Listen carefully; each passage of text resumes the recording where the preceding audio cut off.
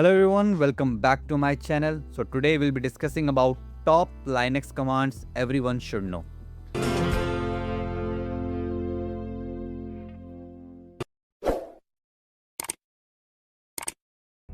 Okay, so in this video we'll be doing all this practically. So don't just sit and watch this video. Just take out your laptop and open your terminal and just execute all these commands one after other. So if you're on Mac, then it's fine. You can directly open your terminal and start.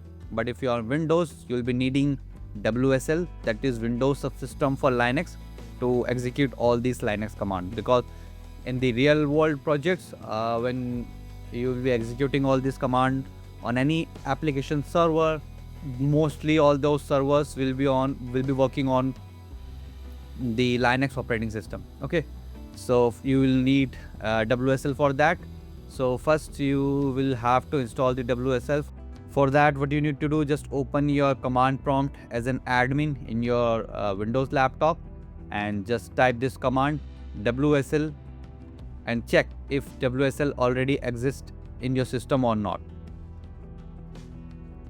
If it exists, it will print something like this, the path in which you are currently with the dollar symbol. In majority of the cases, the WSL should be there. You just need to activate it using the WSL command. If it is not there, then you need to just install it using WSL -- install. Okay, so once it is installed, so now we'll start executing commands one by one. So the first command is pwd. Pwd means present working directory. So it tells you in which directory you are currently in. Okay, now the second one is ls. ls just lists down all the folders, files in your current directory in which you are. So pwd just told you in which directory you are, and then you list down all the folder and file you have in the current directory. Then comes ls-l. ls shows you all the directories, all the files, but ls-l tells you what all files and folders you have with what permission you have. If you have the write permission to those files, if you have read permission, or you have both. Then comes ls-la.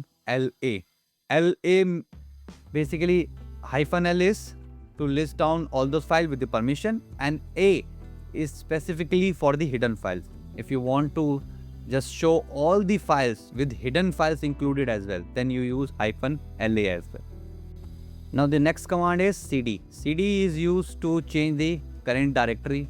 So basically we are inside /use folder for now, and if you want to move one step back, we'll use cd .. So you'll see now I'm inside the users folder, not inside use folder. Okay, and now if I use ls, and I can see there are different set of files, and I have use folder as well. Okay, now I can move back to use folder as well using cd. So cd is used to just change the directory. Then we have clear command to clear the terminal. You just need to know that as well. Then another command is make directory, mkdir. It is used to create any new directory in your current folder in which you are.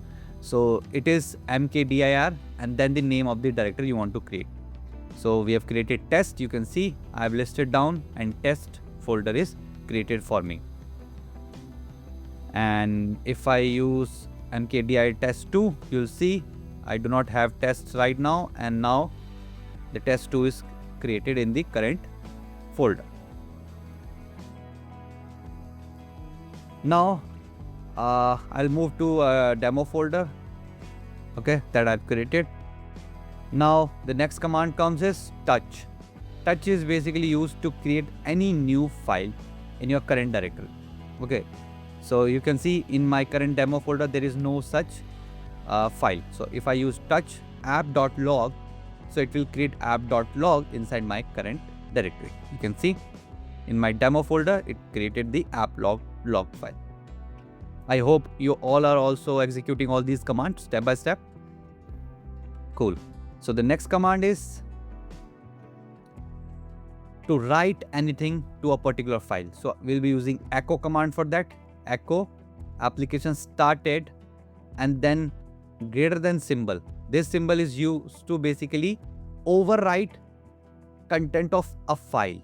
Okay, so we are basically writing anything inside app.log. So if I print what is present inside my app.log file, so it will have application started text inside that file. Okay, so let me use next command, cat. Cat is used to basically read any content inside a file.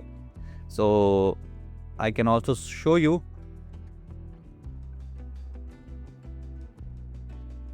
Move to my folder, use, and then demo. Where is demo? Okay, so you can see this file and I'll show you the content inside it.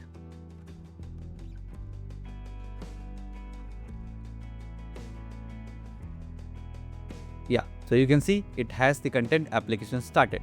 Now we'll add some more content to it. Okay, so this symbol used to basically overwrite it. We can't use it again to add more content.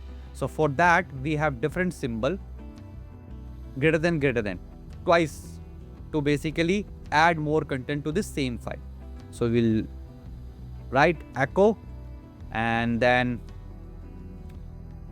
any of our text. For now I'm writing application stop, and we'll using this greater than twice app.log. So basically it will add this content in the next line in this same file. So you can see I have application started, application stop. If I've used greater than only once, so basically it must have overridden that existing content. So the only text in that case would be application stop. That's it.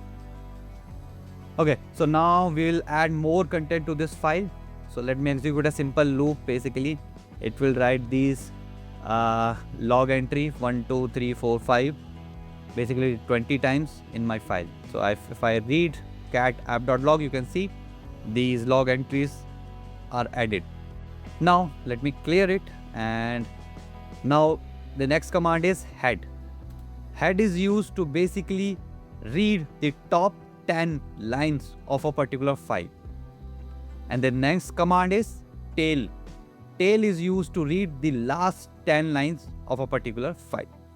This command is very useful when we are debugging any production issue. So if you want to see any log file where all our errors are basically logged, so we can see if the error is in the beginning of a file, if the error is in the end of a file. So for end we can use tail. If you want to see in the beginning, we can use head command. Okay, so now next command is tail with -f. -f does basically it forwards it to another terminal. Basically in the current terminal will not stop its command. Basically it will continue to monitor that particular file on which we are using tail -f. So for this file you can see it is still monitoring all the logs inside the app.log. On the other terminal, if I basically echo, basically add new content to the same file, something like error. Okay, so if I write error in server log and I add that same content to app.log, you will notice in the previous terminal that content is visible on the real time, and the moment I'll add it more content, it will directly reflect there. So that basically forwards it to a new terminal. Now for next command, we have added some log in the next file, like it has the error in server logs already added in that. So the next command is grep. Grep command is used to find a particular text. Okay, so in this we are basically finding error text. Grep the particular text that you want to search, and in the particular file app.log in the current case. So if you want to search for error, I am adding error. If you want to search for error 2, it will basically, we will have to write that particular text, and it will highlight that particular string if that is present inside that. So in the server log, in the real time, if you want to find if there is any error text added in the particular log file, and if you want to find it or any other thing, basically something more unique to our particular case, so we can find that string as well. The next command that we'll be using, for that, let me create another log files. I'm creating two log files, app1.log or app2.log, by using the touch command. Yeah, So this command find anything, find dot means in the current directory, hyphen name means with the name, anything dot log, any name dot log file I want to basically find.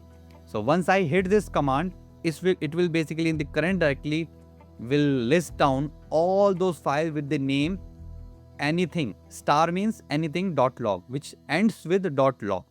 So it printed my app.log, f1.log and other .log files that was there. Okay, so it printed everything here,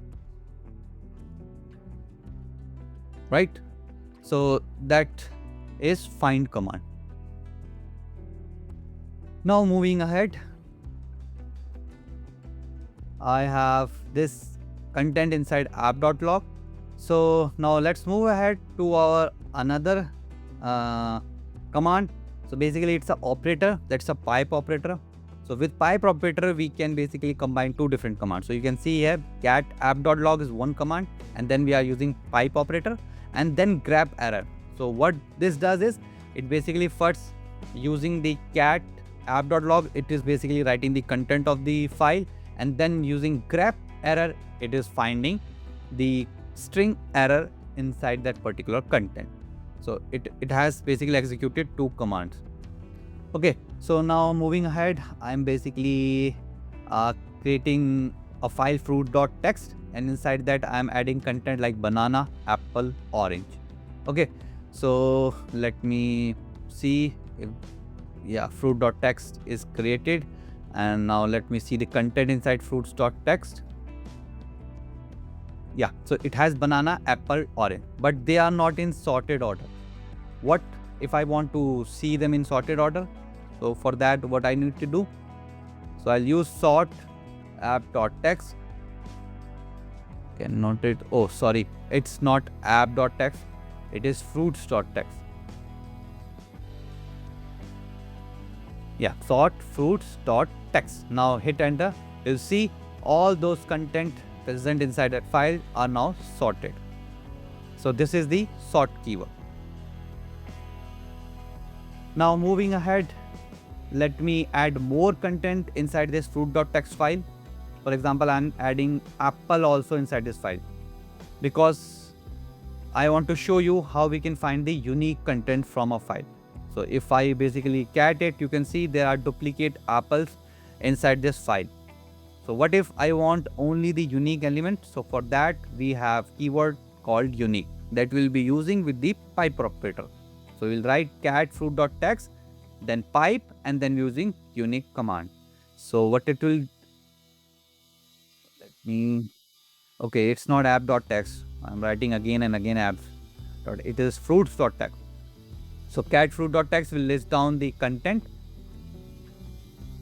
Okay, so you can see we have duplicate elements. Okay, so now we'll do sorting and unique together.